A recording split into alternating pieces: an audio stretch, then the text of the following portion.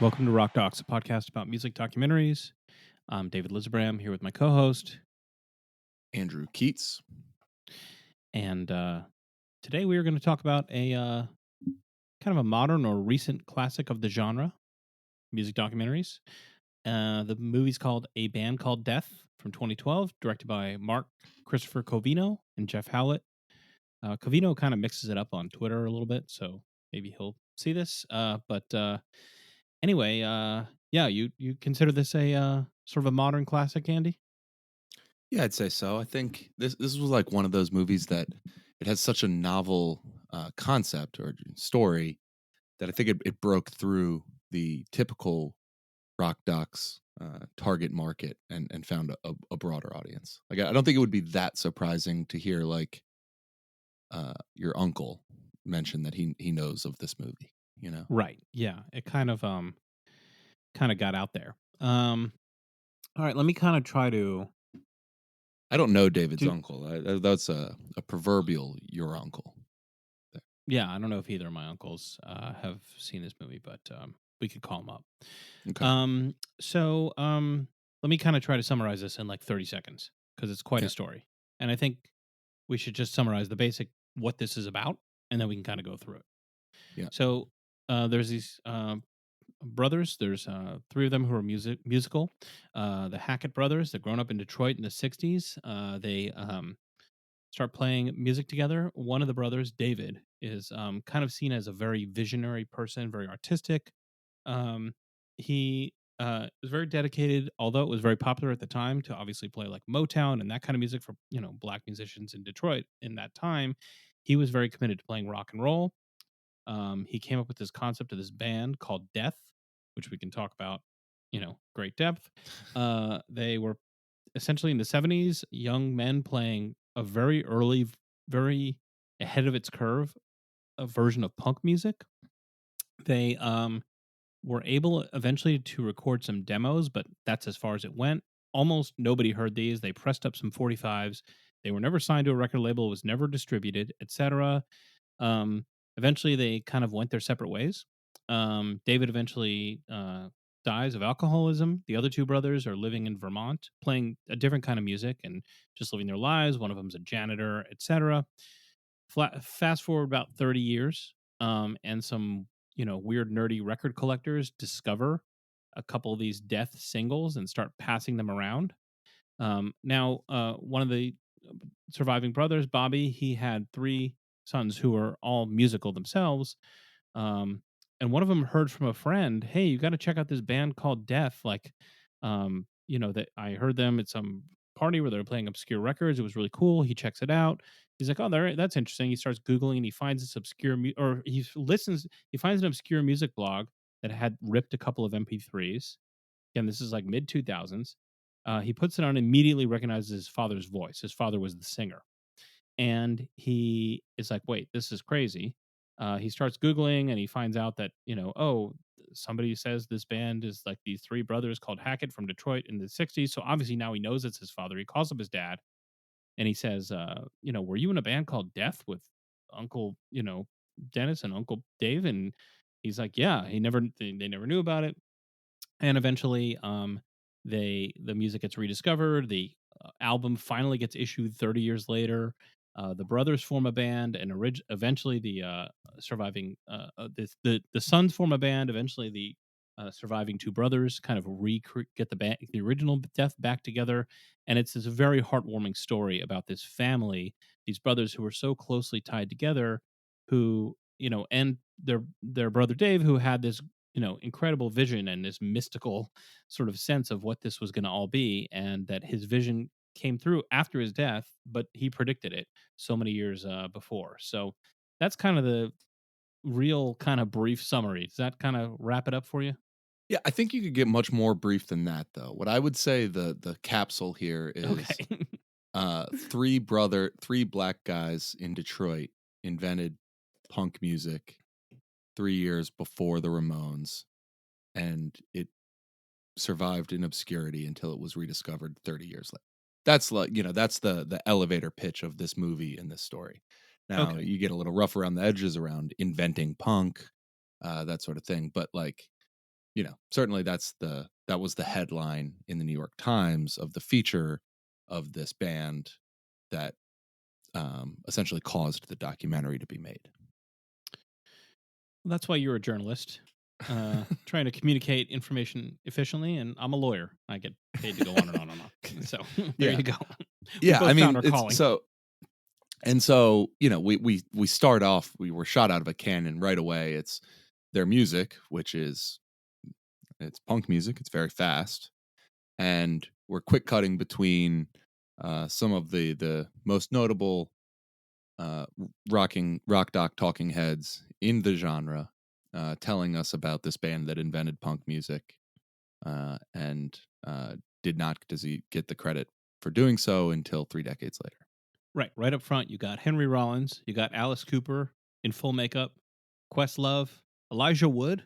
Um, And Kid Rock. not yeah. Well, Kid Rock plays a little bit of a role later, but Elijah Wood, kind of you don't see him as a rock dog talking head that often, so that's kind of No, cool, I yeah, guess. Vernon yeah, Reed, the guitar player from Living Color. yeah.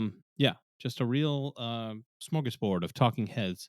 One thing to this movie's benefit, I think, is that at the very top you see all these talking heads, and I kind of was like, "Oh my god, are we gonna see the roster of talking heads popping up through the whole movie over and over again?" No, they show up in the Mhm. beginning, a little bit at the end, That's and it. that's it. The rest of it's focused on Yes. the brothers, and I think this was really judicious use of the rock doc talking heads, wouldn't you say? 100%. It was judicious. Each of their clips were short. Also, I think you could kind of make the case, like we joke about the Dave Grohl, Henry Questlove. Rollins, Questlove as, the perpetual role here. Like, I think this movie is like pretty integral in establishing that that like archetype for those guys. Now Dave Grohl's not in this movie, but you know what I mean. That, like, I think if you like pull out the specific ones where you're like, oh, okay, it's always the same guys get telling this, putting the bands in context. I think this is like big ones for Rollins and Questlove. Yeah, and we don't need Questlove telling us that, you know, whatever, the Beatles were great. You know what I mean? Like Right, we already know right. that going in.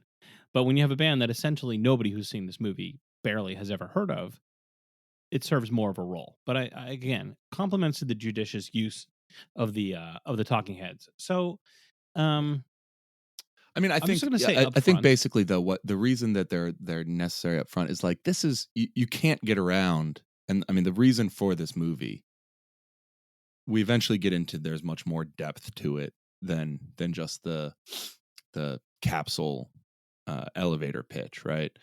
But the capsule elevator pitch is like as quintessential a rock and roll story as you could get. It's made for magazine profiles and rock documentaries and trading stories at the record store and telling your friend that doesn't follow music that closely about the story. It's like it's made for it. It's exactly what this is for.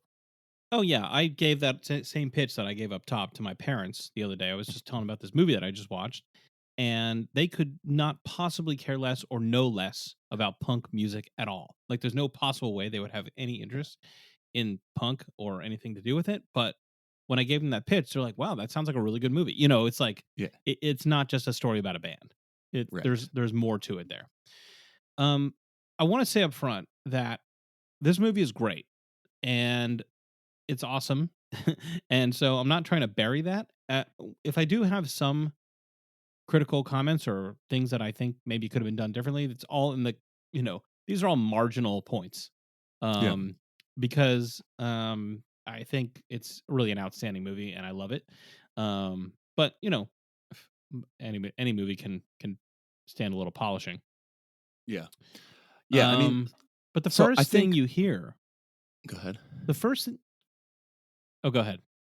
Well, I was gonna say one of the first things All you right, I'll get go. is The the. Oh man, are we all messed up here? Damn it. No, I can edit in. Um, Okay.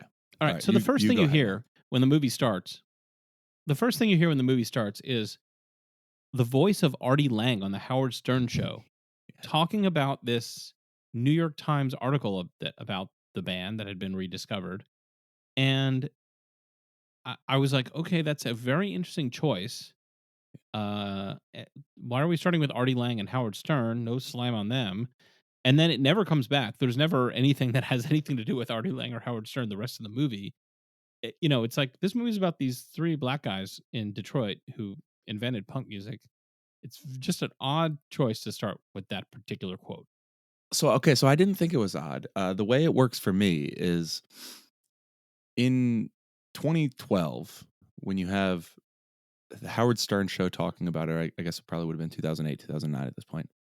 You have Howard Stern show talking about it, and they're referencing a New York Times article.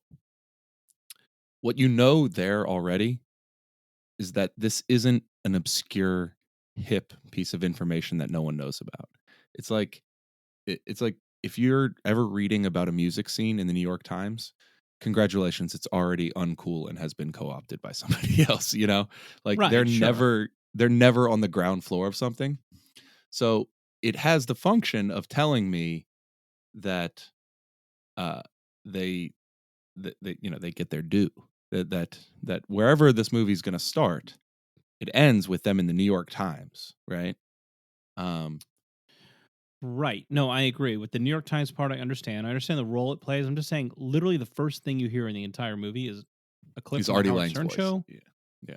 Yeah, and it never comes back to that. It doesn't resolve in any way. It's a little Yeah. odd. Maybe there's some other way to address the New York Times story, Yeah. um, and set the scene that like this is going to be a rediscovery, and that it became such a big thing. Well, and so my understand, All of which is to say that okay, good. so my understanding of the production of this movie, this is from Wikipedia, so but I think they sourced it, and I checked in on it from L.A. Film Festival interview. Is the director was running in the same circles as the Hackney brothers in their later reggae band in the early '90s, Lamb's Bread, and he learned the story of them, and sort of started following them at the time, and decided to make the movie based on, or he started thinking about this as a potential documentary subject, and was trying to convince the other director, Covino, to jump in and do it with him. And it was the New York Times story that convinced Covino to put aside some of the other projects he was working on and to focus on it full time. So the New York Times story is consequential in the movie getting made at all. Okay, I get it. Um, what I'm getting at here is that we start out with that, and then you get these series of talking heads, which are used judiciously, but you don't know that up top. And then the next thing you see is like a montage of abandoned buildings in Detroit that we've all seen in a million stories about Detroit. And that doesn't have anything to do with anything either, because these guys all moved out of Detroit in like 1980, and Hmm. two of them, the ones who survived, never moved back to Detroit. So the decline of Detroit in like the 80s and their whatever like has not that like that's not really relevant to their story. So I just thought that was an odd choice. So I'm saying that like we have a little bit of a bumpy liftoff. Like when this movie Hmm. started, the first 10 minutes, because you wanted to do this, I had never seen it. So Okay. Yeah. I only first watched it last week. I'm like, seems like a little bit of a clunker to start with in terms of this acclaimed documentary. Now, essentially the rest of the movie kicks ass.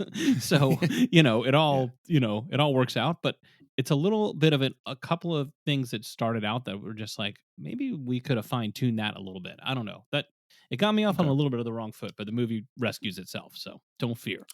Well, the first piece we have here that I would consider like, oh, okay, we're off and running. This is good stuff. I'm in for the ride. Is um, and it starts to establish David Hackney as our genius, as the key figure in this band. Is that he figured out how to rewire a telephone, and they could make prank calls that had this creepy echo effect. Yeah, They have recordings of their old childhood prank calls, that's do sound absolutely terrifying, and and the people that hilarious. and the people that they're pranking are horrified, and it's really funny. And it's not only just like good childhood footage of kids being kids making prank calls. It also is such a haunting sound that he taught himself to do that you're like, okay, David is the creative genius of this group. Okay, it's a it works double time for you. And it's one of the very few times you actually hear David's voice is through Yes, this like recording from when he's a child, when he's like manipulated the phone wiring to like create this weird, creepy, echoey sound. And he's saying, he's like calling up random people and saying, like, I am from the planet Mars. We have come to take you, like stuff like that. Like just stuff that you would do if you were like 11 and you're trying to prank somebody. And it's yeah, so fun. It's so great that it was recorded. Um, I mean, it is such an effective way to get you into this character and to make you feel impressed by this guy. You feel affection for him. You get where he's coming from a weird angle on things. I mean, most documentaries, it'll be like their childhood and you see some like cute pictures of them like riding a tricycle or whatever when they're kids, and yeah, that's fine. But the fact that they had this is just such gold. Like when they found yes. that, the document, the filmmakers, they must have just been like, oh my God, this is incredible. Well, and to your point, that they went through everything they could find in making this movie, and they had found very little footage of David. And so you watch this whole movie, and you get a lot of descriptions of David. David is, the primary subject of the movie, I would say, more than anybody else, at least for the middle section of it. But we don't actually get any video of David talking. We get still photos of David. There's a couple little clips of him, but I don't think any with him talking or singing. They basically just don't have any footage of the main character of this movie, really. Yeah, you get that little conversation with Oh there's a yeah, him. recorded conversation with his other Yeah, brother. There's another brother who's not in the band, yeah, talking Earl. about death. And yeah, so this is once so basically what happens is they're very close with each other and they're very close with their parents. The they the father always told them, back up your brothers, stand together, be together, the four of you guys, and they made a pact which apparently they've committed to for their entire lives, like never to fight, never to, get on the other side of your brother, to stand by each other. And so then the father um dies when they're about 17, they're teenagers. Um he was he was killed by a drunk driver while he, the father, was trying to help his injured coworker get to the hospital. Like he was being a hero and then got like T-boned or something by some drunk driver and ended up dying. So like, you know, just what a story. And then shortly thereafter, David, they'd already started a band which was called the Rock Fire Funk Express, which that's a pretty good name to start with. Not bad. Yeah, and it But basically then, sounded like some of the more rock influenced funk music of the time. yeah, Stevie Wonder, stuff. yeah, sure. Earth, Wind, and Fire, maybe stuff like Earth, Wind, that. and Fire. Yeah, yeah. But then he got this vision to rename the band Death, and he had this whole concept about the spiritual It's a angle and triangle, and the 3 points of the triangle are spiritual, mental, and physical. right, And then there's a fourth point outside of the triangle, which represents uh, God, or the God concept, basically. And right. so, yeah, The father was a minister. Um, so there's a lot of there's a very deeply spiritual and religious view here, and I'm not sure I really understand it just because it's not my thing, and just the like maybe the flavor of Christianity that was kind of happening at that time, maybe in this community, was it's just not something I'm super familiar with. So like, it can seem kind of funny almost this kind of concept about death and how it's all works, but it's it's clearly it means a lot to all of them. But yeah, there's this recording of him talking to his other brother, where he says, David asks his brother Earl, "What is the ultimate trip?" Um, Andy, what do you think the ultimate trip is? boy, I don't know. What do you got? That's a, that's a tough one. I don't know, man. I think we know David's answer, which is the ultimate trip is death. I It's think death. Earl Yeah. says like doing what you want to do. I'm not sure what they're talking about in terms of the ultimate trip, but again, I was not a at the around in the early 70s when these conversations were happening. Yeah. So yeah, the ultimate trip is death. And obviously this name is controversial. Like the other brothers are like, well, you want to call Well, the hold on, band hold on, hold on, what? hold on. I don't want to get to there yet. So, Okay. Okay. um, Okay. yeah, we're skipping over a bunch of stuff here. So, for one, like I think we have once again a uh the first moment I saw the Beatles on Ed Sullivan, Right. um, rock doc moment, which Yeah. I think that's got to be like the sixth or seventh of the 25 movies we've watched or whatever But in or this something. case, what you get is a very brief video clip of the Beatles playing on Ed Sullivan, but they don't have the rights to the music. So there's like some um generic vague, Beatles esque sounding. It's kind of sounds like Love Me Do, but it's like as close as you can get without getting sued by some, Yeah, by some stock music company. And I thought that was a bad choice. Honestly, it's like we all know what the Beatles sound like.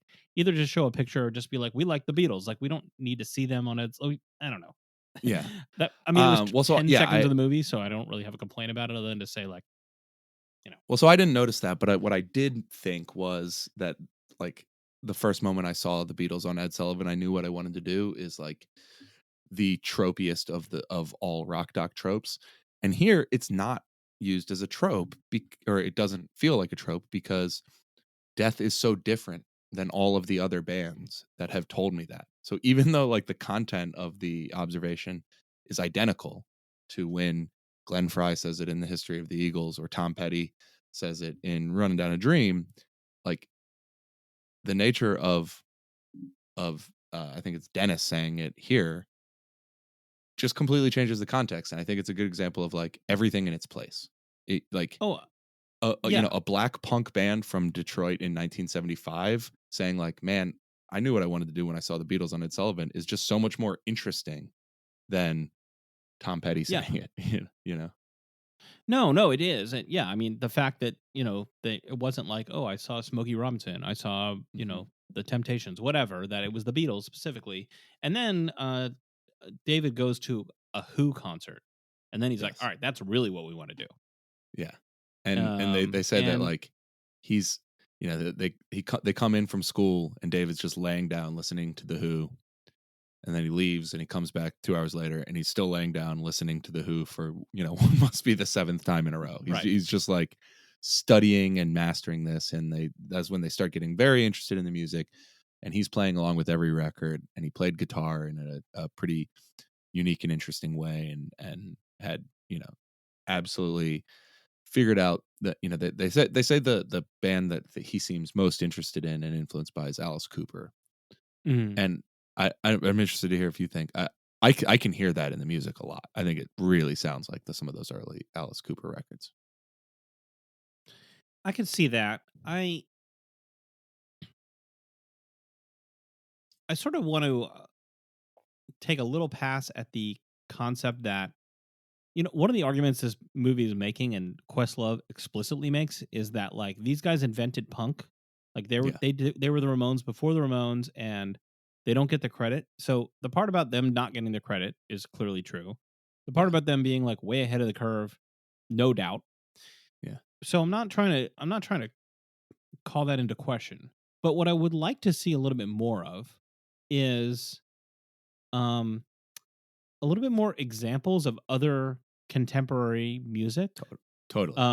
So This is my biggest criticism of this movie, yeah. or not. I So don't for even know if it's criticism. It's just a different way to do this movie. But yes, I'm with you 100%. so I don't mean to be like I'm a guy who knows about punk. Like okay, whatever. That puts me in a part of a long list. But there's Rocket from the Tombs at approximately the same time, 73, 74. The Dead Boys, more or less the same times. I mean, New York Dolls, kind of a different sound, but prior to that, obviously Even in Detroit, you even had Iggy and even the Stooges Iggy in Detroit, right? Yeah, and the MC5. I mean, yeah, I'm really curious if they knew the MC5 because they were doing this 68, 69, and it was like kick out the jams, motherfucker. I mean, they were like, doing yeah, it. Um, Even before that, I mean, to me, some of Death sounds a lot like the Sonics, and they started in 1960. So we're going yeah. way back. And look, everything has a precedent. Nobody's saying these guys were like Right. actually beamed down from Mars like that, Yeah, recording and just yeah, invented punk, but like just kind of putting them in a continuum doesn't really happen in this movie. It's said that they invented this kind of music or they were really early. That's Yeah. certainly true, but you kind of have to take it on face value because they don't really they say it, but they don't show it. Yeah. So this movie, as you say, makes no attempt to really walk through or fully validate the idea that these guys invented punk or they were way ahead of punk or what would happen later they had done already either by happenstance or whatever. It sort of asks you to take that as an article of faith, which I think is actually fine, or at least I don't mind it at all. What I have a little bit more interest in is just some sort of inspection of like what they were actually doing as a band at that time. Like, did they play gigs with other Detroit bands, and what did those bands sound like? Did they listen to or travel with or make any attempt to have some sort of musical conversation with other bands that were interested in music like theirs? Or were they basically like shut ins that, besides what we see from them having a bit of a relationship with this studio, that otherwise that was like they were unexposed. They, like they were on this pristine island that allowed their music to evolve separately. Now, I think that that last part is not the case, based only on the fact that at the end of the movie, we find out that one of the ways that music nerds started to find them and blog about them and look for their record was because they had appeared on a compilation of early punk music.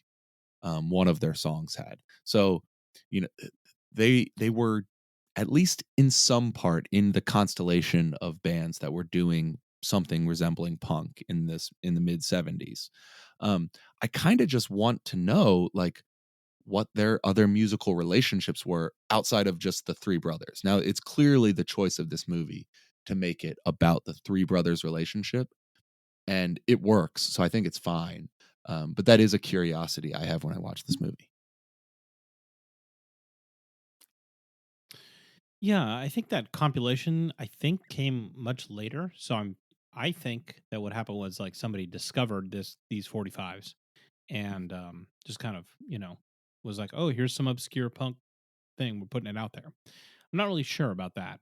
Yeah, I would love to see more about um yeah, Like, like you did they said, they play never mentioned concerts? playing a gig. Like Yeah, it's there's like they no never mention. played it's like they never played any concerts, It's like they played in a which is, studio and they played in their possible. bedroom. Yeah. Yeah. And it would be interesting to know. But the movie has its focus. Right, right, right. So And I think it's fine focus. So, like, these are things that I am curious about, again, but these are all I think marginal, yeah. minor criticisms. Um, so we get a lot of stuff about the process of how they recorded these demos. I'm calling them demos. I guess that's the right word for it. Yeah, Uh, they're early they recordings, right? just Yeah. they yeah, they decided they needed to find a producer. So David literally threw a dart at the yellow pages and found this producer Groovesville. And so we see the guy who owned that company, Don Davis, who is being interviewed on camera in this documentary, and he starts with, "Hello, I'm Don Davis," which is so good. I love that. And that guy's awesome Uh, too. He has really he's good great. memory and, like, artifacts. He, like, kept all the stuff. Like, Yeah. he has the log of every Oh, band that was in That's the the studio. publishing guy. Oh, That's that guy that's Brian. that's Brian, Right. okay. So you also get Oh, Brian Spears, the yeah. publishing guy. So what happened was, yeah, so you had to go through Brian Spears to get to Don Davis, and it seems like this That's Brian right, that's Spears guy kind of spotted the talent, yeah, he got it. and Yeah, then he kind of recorded a couple of songs and then brought it to this Don Davis guy and is like, "What is this crap?" But then somehow they both got on board and they went around. I mean, Don Davis met with Clive Davis, no relation, who yeah. is like one of the most powerful, music moguls in the industry. Um, and pitched this band to him. And Clive Davis said, "Great, we'll take it as long as you change the name." And of course, they asked the band. The two brothers Dennis and Bobby seemed to be down. David turned it down flat, was like, no dice. Um, and so finally they just got released from whatever contract they had with Groovesville. David asked for the masters. They gave him back. They made some 45s themselves, passed it out to their friends. They needed some money and they sold the gear. I mean, that's basically what happened. Like, it was like, there was no real, like, well, I mean, look, they got tons of rejections. It's not like they didn't try. But yeah, again, it's not like, well, we went out on the road and tried to make fans. Like, there's Yeah. none of that. There's no mention. I'm like now thinking about this even more. Yeah, There's there's not. no mention of, like, what they did as a like, they were a band for I think they describe later, when eventually they break up. They skipping ahead a little bit here, I do wanna go back to some things, but for now, skipping ahead, they moved to Burlington, Vermont at one point. They try to make it there. The title of the name of their band is even more controversial in Burlington than it was in Detroit. They're basically told, "Knock it off, cease and desist." Well, And a cop thinks they're a gang because they were yeah, putting up posters that said "death" all over Burlington, Vermont, in like 1980. yes. And so like eventually they discussed, like, David goes back to Detroit and the band breaks up and they were all just tired of the rejection, and they go through, like, it had been 7 or 8 years. It's 7 or 8 years, and, like, really all we have about their time as a band is them rehearsing and writing songs in their bedroom. That part is awesome. That part is great. That's like the longest Yep. stretch of hearing the music, until the end. That's you're actually in the bedroom. That's good stuff. Even though they don't have old footage or anything like that, we take a trip down memory lane through the recording session, and then we go through their tribulations of getting rejected over and over and over again and being told to change their name and refusing to change their name. But, like, yeah, as we said, there's no discussion about playing concerts or what else they did during a 7 or 8 year period. That must have been, I mean, there must have been a lot going on during that time. There's no word from a fan or even a friend who really like was like, "Oh Yeah, yeah, I remember they played this song." There's no other musician that's mentioned that right. knew them at the time. Other than, yeah, interacting with this record company and then getting rejected, like, they seem to have just no interaction at all. The movie would have you believe that they had no interaction with anybody else in the world as far as this band goes. So Yeah, yeah, and so it's a little odd. and I think the reason is because the story the movie wants to tell is about David's singular focus, David's genius like singular focus on Right. this band, what it meant, what the sound was, and his views on life, and the way the band was an expression of them. And so they just choose to not talk about those other things. I just happen to be curious about those other things. I will say Yeah. though, so he names the band Death after his father's death. You described that, and I mean, it's like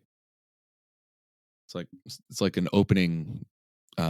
It's like a cold open from 6 Feet Under, the way that their father dies. Um, Horrible, and then Right. but clearly the concept of death begins to loom large in David's life. He renames the band there. I kind of feel like the movie is structured in like three parts. There's the first part of their early life in their first band before their dad's death. That's ends the first part. The second part is the portion of the band trying to make death happen and their musical careers after that. That ends with David's death. And then there's the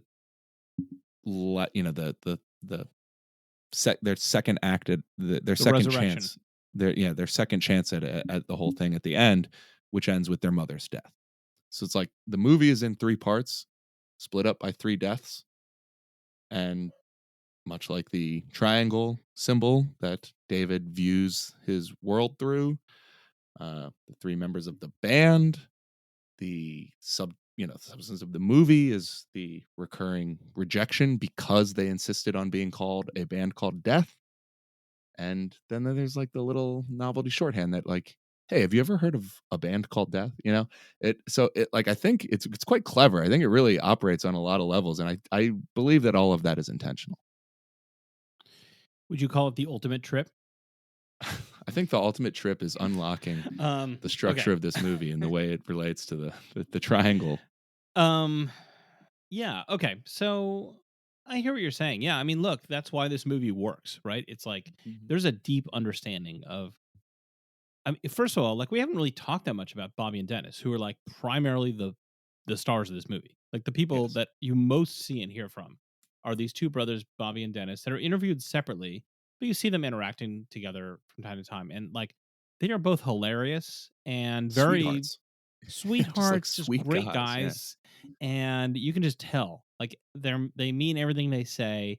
They're funny, they're engaging, and like for all you hear, like, it's like if only you knew my brother. You know what I mean? It's like, um, these guys are so great that it just makes you feel like, wow, this David guy must have been just something else. And even the other brother that you occasionally see, the guy that wasn't a musician, Earl, he's great too. He's hilarious. Yeah. Um, Yeah. they're just He's such warm. yeah. they're- Earl, like, cracking up about how loud they were and how much the neighbors hated it is, like, Yeah, pretty good stuff. yeah, I it's mean, just such a good vibe. These guys. I think that's true. I mean, also, though, and I think maybe you alluded to this, but in the recording of David talking about his the one recording he has about the ultimate trip, plus sort of him seeing the triangle in the sky, that they have a photo that he took, Mm, of it. yeah, It it all points to a guy that is genius, yes, but, like, is also on the edge of a psychotic break, yeah, Like, and they never come right out and say that in the movie, um, but it's like if you when you hear somebody go on about numerology, hmm it's like you can't help but think, "Ooh, uh, you're just barely hanging on." If you're seeing all of these coincidences and connections in the world, like, you are just on this side of your wild imagination taking you over.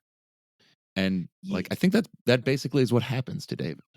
Yeah, I mean, you see a little bit of an interview with his widow, his wife Heidi Simpson, Yeah. and what she says about him, because she's talking about their life after he leaves Burlington, he leaves the other two brothers, comes back to Detroit, and I guess more or less drinks himself to death. Um, and she says, "Well, in terms of our life together, he was a dreamer, not a typical working person. Like you never hear Yeah. about him having a job. Like, No. it's not the deal, that he's gonna like. I mean, Dennis goes on to be a janitor. We don't know what Bobby did, but like probably something in that, like he didn't, co-found a tech company or something. I mean, he's a working class guy, and um, that's certainly the stock that they came from. Mhm. And yeah, somehow David, just they all seem to get the fact that like they had to, whether it's his wife or the other brothers, they all knew what they had with him and the pros Mhm. and cons, and they had to stand by him and support him in order for him to do or be whatever he wanted to be. Yeah. And I guess that's like as good as you can do with somebody who really is just not set up to operate in the normal, straight, regular working world. You know, Right. I His mean, what else his are you only gonna do? chance his only chance, it seems, was to make it big and or to make it in music. And I don't know if that world would have taken care of him any better, but, I mean, like, when they start going into the religious band that they start after death, the fourth movement, Yeah, that stuff sounds even more like the sort of religiosity on the verge of, like, psychosis, you know? And, I he he just seemed like a guy who, in the end, was so smart and so creative and so talented in some ways, and then ultimately started to lose the plot, and maybe yeah. because of all of those things. Yeah, I mean, basically, they talk about how, I mean, after he went back to Detroit, um, you know, uh, Dennis and Bobby formed this reggae band, Lamb's Bread, and they, I guess, had some level of, success, or they They were toured, like they a touring played, he did. band. Yeah. Yeah, you must have Played loved festivals and you stuff, must have right? loved the Fire Up the Ganja song, Yes. Fire on the because Mountain, but it was Fire Up the Ganja. right, they I do covered the wonder. Grateful Dead. Yeah, they I covered the do. Grateful I Dead mean, song there's a "Fire on the non-zero Mountain." chance that that Lamb's Bread and Fish played at the same time. They were running around in Burlington at the same time that Bernie Sanders was beginning his political career, and that Ben and Jerry's was opening, and that Burton Snowboards was getting started. So Well, add the things that were almost all happening good in. things happening in Detroit and in Uh, Burlington. yeah, Almost all good. Um, you but had to there, do it, Andy. I think it's Bobby has a quote. He says that David seemed to really resent the fact that they were doing something else, and Right. he especially didn't like that they had abandoned rock and roll. They don't even like call it like that they were into punk. They just say that they liked rock and roll. But he says something like, "We was waiting for you to come, and you didn't come, so we had to do something, and Right. that was Lamb's Bread." Yeah. And it's not. It doesn't. I think it seems to me the sense I get is that they're proud of that period, and that it did it was a living for a portion. They had to work It other kept them jobs. going. Yeah. Yeah, it kept them going, but it was not. It's not the music of the life that they're most proud of. That's clearly, obviously, death. Yeah, it didn't have the unique creative spark. I think everybody recognizes that. Yeah. Um, so the last thing we see of David is, I guess Dennis was getting married in Vermont, and David came out to film it. Like, so there's like the videotapes that he took of the wedding. This is in the '80s, and at that time, he gave Bobby, or his brother Bob, the master tapes of the death recordings, and he said something like, um, you know, one The world day is I the won't be world is going here. to come looking for this. The world is going to come looking for this. You need to be the custodian. Like, you're Yeah. responsible for this legacy. And Bobby, I guess, took it seriously, but he basically just stuck it all up in the attic. I Like, mean, he did, and like, and like I mean, he did it, but he did kind of the least you could do. I mean, the It thing wasn't is in some both. like temperature controlled vault, you know. No, yeah, you look at like it being up in that attic. It seems like bad things could have happened to the tapes up there. I'm really glad that they Yes, didn't, but like, exactly. it's not where I would want to put something that I had to be the custodian of. But nonetheless, like both brothers clearly remember that conversation with David happened, and Yeah, like, it's another one of these things where if you wrote that line, if you wrote, you know, at Dennis's wedding, David approaches Dennis and says, "I'm giving you the master tapes. Hold on to them. The world is going to come looking for these." Like any editor with his salt just like red pens that, and it's just like too on the nose. Cut it. Like we, right, like no one. Real life doesn't happen this way. It's right, too pat. And but right. Like like Hallmark it, Christmas movies yeah, would not, wouldn't fly. would wouldn't deign to go this way. But this is how their life actually happened. Their life is like all the things that would be too perfectly wrapped to ever bother making it into a screenplay. Yeah, and at the end, I mean, when you say a screenplay, like near the end of the movie, Dennis says this was also strange. He says it was like a movie, and we're the unwitting stars of the movie, and Dave is the director. Like, what a weird life to live. That's crazy. Yeah, that's insane. Let's get into the last section of the movie. Um, Yeah. when they're kind of rediscovered, and then this whole kind of renaissance happens. The sons form this band, which is Well, I would called. actually say the way this part starts is interestingly is Okay, go for it. with our record collectors. Um, Right, right, right, right, um, it begins with it's like a hard cut basically right after David's death. right. Which is what how I got the idea that this was like such a neat um 3-act structure is they begin with a guy named Jello Biafra. Are you are Of you course, up Dead on? Kennedys. Yes. Okay. Yes. Yeah, sure. Um, Lead singer and of the so Dead Kennedys. he's a known record collector. Yeah, like a yeah, him and like Henry Rollins and these guys are like hardcore collectors of obscure, weird records, etc.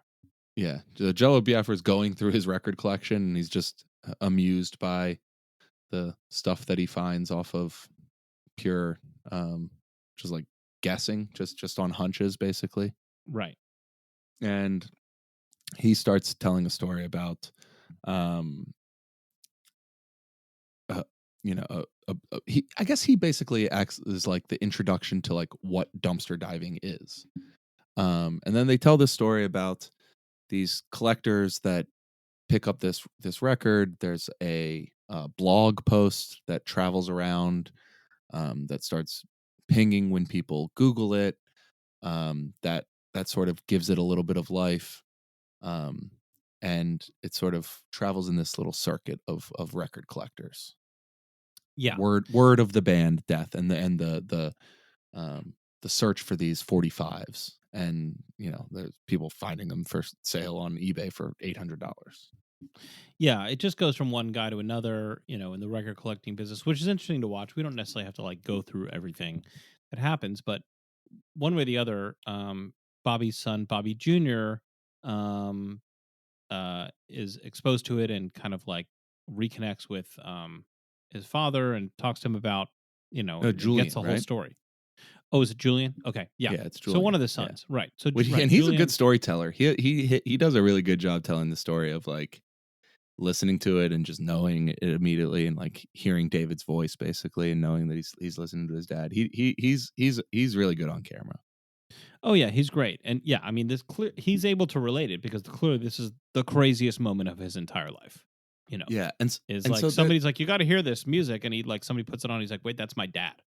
yes, and so there's this other thing going on here in this part of the movie that really made me smile. Um, at this point, like I have such an exclusively horrible relationship with the internet. Like I resent it so much, and I'm sort of obligated to be a part of it because of my career.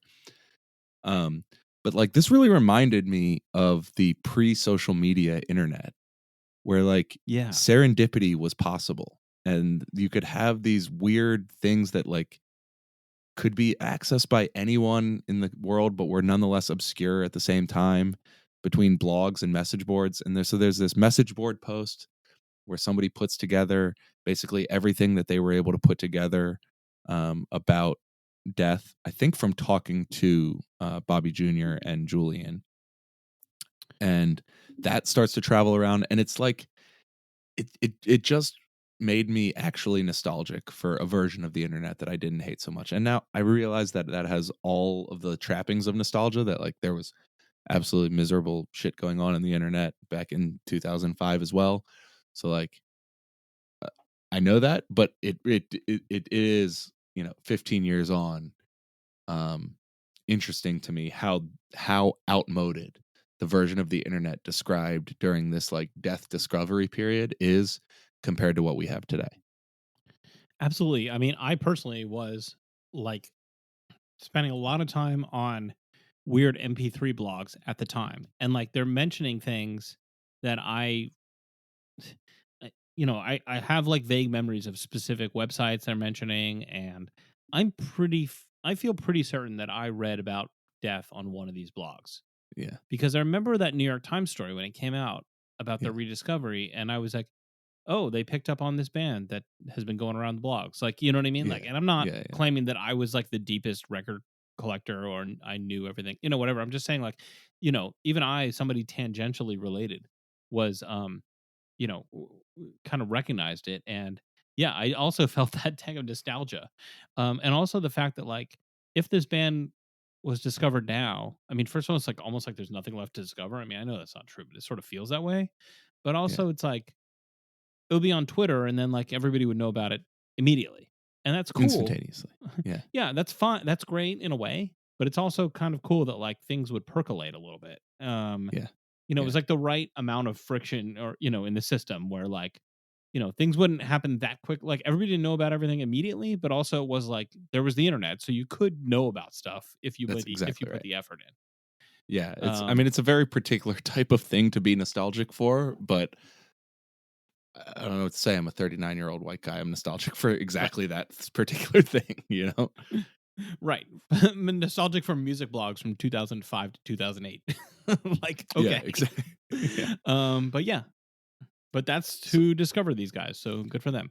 So yeah, yeah, so they, I and so mean, then and then Ryan Mc the sons, the nephews, they put together their band to start recording, to start playing Death's music and to give it another push to find an audience, basically. And right, it's a and nice it's touch. It's a nice little for the movie that David is directing here, for the nephews to come up the backside and give this rediscovery the push it needs that you could go see it live is really nice little narrative twist he adds.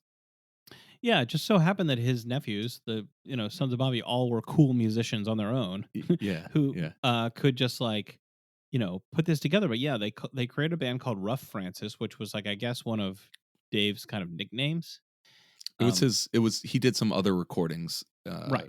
while they We were doing Lamb's Bread. He was recording some music as Rough right. We hear Francis, some kind of like home demos that he'd done in the '80s, and which are so kind of cool, yeah, honestly. very cool. Yeah. Yeah. I mean, this guy was great. Yes. So Yes. yeah, they basically like what happens is Drag City Records, an independent record label, hears about the music. They he get they the the head of that label, Ryan Murphy, calls up Bobby, so one of the three original members, and says, "Hey, we want to release an album of Death. We've heard this music. Like, is there any music? Is there anything left?" And like Bobby like goes up to the attic and like is like, "Well, it turns out there is. I have the rest of the recordings. Here you go." And so this album called Death for the Whole World to See, which is what David wanted to call their album, was released 35 years after the original recordings. Like, it's crazy. Yeah. And so And yeah, so yeah. then the sons get together. They're creating this band called Rough Francis, and the great thing is like there's the filmmakers followed along, so you've got them playing like kind of their first show in a tiny club, and then you actually see them playing like bigger and bigger shows. I mean, they're not like headlining Lollapalooza or something like that, but they're like you see it kind of grow. It's such a Yes. cool like kind of rush. Usually, you see in a rock doc, you see like the rush of like the band kind of when they start out and like Yeah. they're first playing shows, and then you get that excitement of it building. And here it's like you get that, but it's through the nephews like 30 years Yeah. later. It's such a weird twist Yeah. on the such a common rock doc trope. Yes. Yeah, it's exactly right. And the difference at, in this is essentially like David's prophecy. Like they had the masters because he told them to have the masters, and the record gets out and they get to have this. And they have, well, so first of all, we actually them watch the Rough Francis show. We watch Yeah, that's beautiful. Julian's, yeah, dad and mom, and they're weeping, like, of Yeah, course, they're hugging, they're because crying. Yeah, they have they're adults at this point. They know right. the tragedy of life. They know how precious it is for things to have gone this way. It's completely different than a 22-year-old having the sprint of success early in their career. Yeah, I mean, it's just, and then like I kind of thought like, all right, great, we're good. And then like Yeah. another thing happens, which is like the original band Death was invited to play Joey Ramone's birthday concert by Joey's brother, who loves the music, and so like they asked the guitar player from their other old band, I guess, Lamb's Breath, to if he would play Dave's parts, Yeah. and they all got together in the first as soon as they start. And this guy Bobby Duncan, the guitar player, he clearly takes it so seriously. Like he has to represent this lost brother. And so they say like basically like they played a few notes together in their first rehearsal, and immediately the two surviving brothers had to walk out because they started crying because it was like Dave was in the room with them. Yeah. It's And like they have a you know reunion with their brother. Yeah. yeah.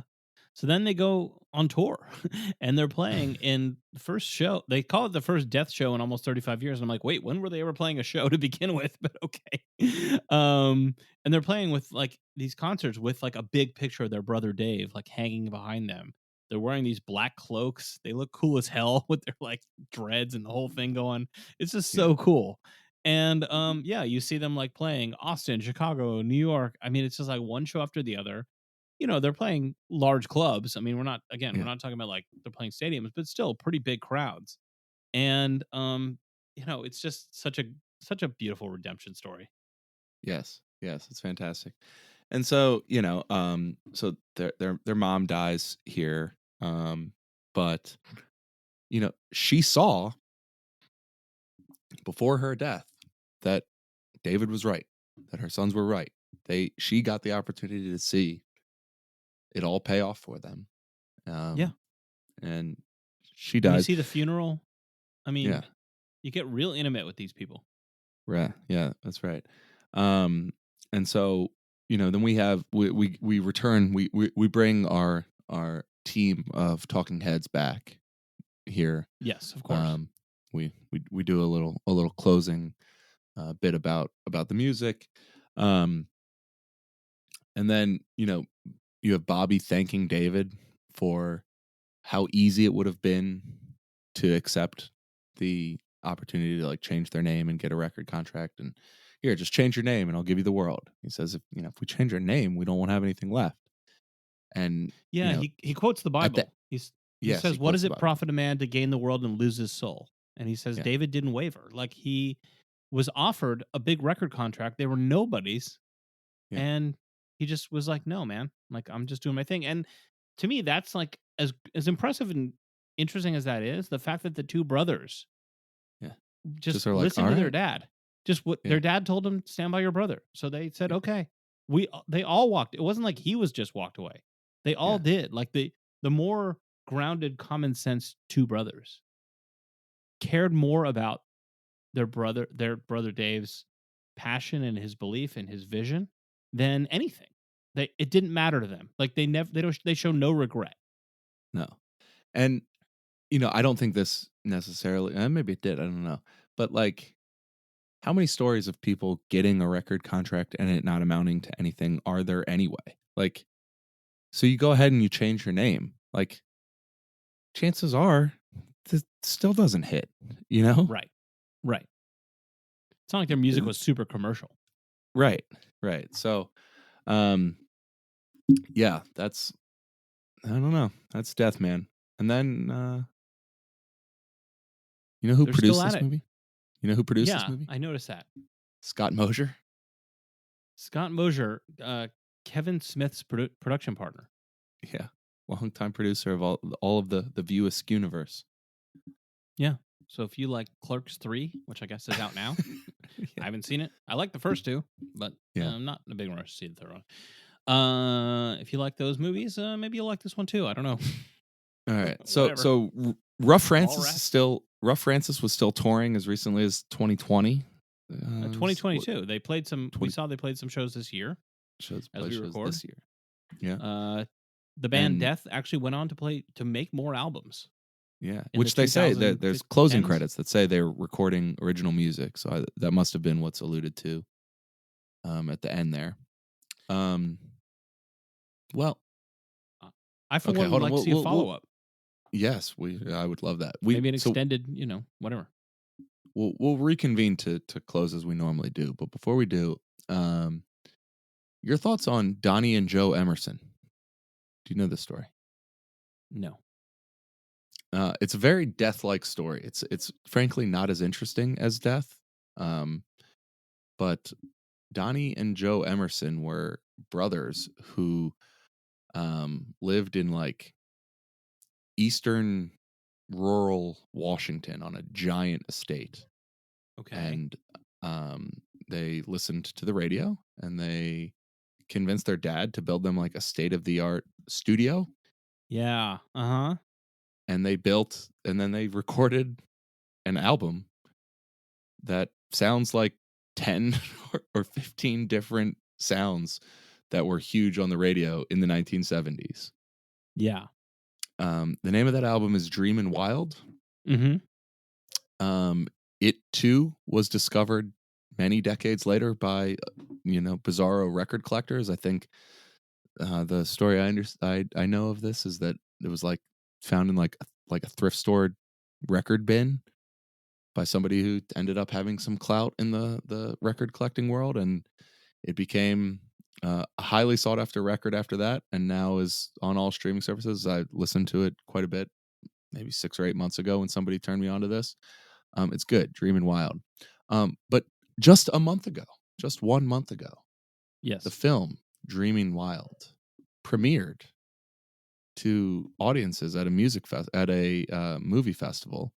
It stars Zoe Deschanel and Casey Affleck, so it is not precisely the type of a film that we favor here. I would have much preferred it to just be a rock doc instead of a biopic, but nonetheless, Dreamin' Wild out now about the also lost music of Donnie and Joe Emerson in a poor man's death story, as I guess what I'll call it, because they don't get the credit of having invented punk rock as a Okay, so black I have band a from lot of Motown. questions. I have a lot of Yeah, questions. yeah. Yeah, I'm familiar with Dreamin' Wild, and I've listened to it. I didn't like make the connection with the name Donnie Donnie and and Joe Joe Emerson, Emerson, but I sure. know Yeah, I know them, and certainly if you Google their album cover, like if you're interested in any of this kind of stuff, you've seen the album covers in like in yeah, like the I don't know, some kind of slideshow of obscure music. There yeah, was, like I said, this kind of trend of discovering private press or obscure forgotten music. Maybe 10, 15 years ago, and that's definitely part of it. Um, the movie is That's very interesting because, like, I think of them, and there's that album cover that of this album they recorded in the late '70s when they were like teenagers or whatever. yeah. Walton Goggins and Casey Affleck are like in their 50s. So are they playing the adult version of them who are discovered, or are they supposedly playing young men? I'm not really sure how that's all going to work. I have a lot of questions, and I don't know. I'm Yeah. skeptical. Put me down as I don't skeptical. know. Yeah, I don't know. But it's interesting. I mean, Dreamin' Wild was discovered in 2008, and Ariel Pink started covering it in 2012. So it's like exactly the same timeline as Death. Like, like, Hmm. like the Okay. same time this movie came out, the same time the New York Times story came out. This was a real trend in the late aughts, without question. Hmm. Interesting. Okay. It looks like it's directed by Bill Polad, who is the son of the former owner of the Minnesota Twins. So Okay. I guess he So can he do whatever he reached wants. that. Yeah, it's fine.